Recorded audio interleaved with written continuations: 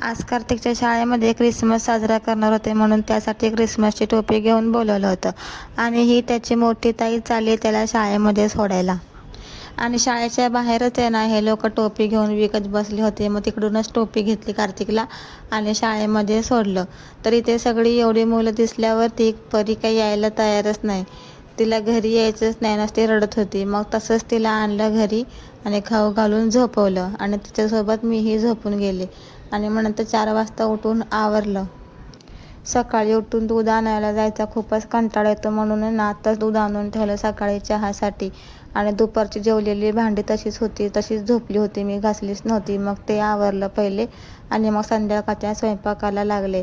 आणि ते परी आणि कार्तिकचा डान्स कुठला चालू होता काय माहिती, कुठल्या गाण्यावरती डान्स करत होते. दोघेही वेडे झालेत. आणि मग त्यानंतर परीचा डान्स सुरू झाला, तो कोणता बाय बाय गाण्यावरती. चला तर मग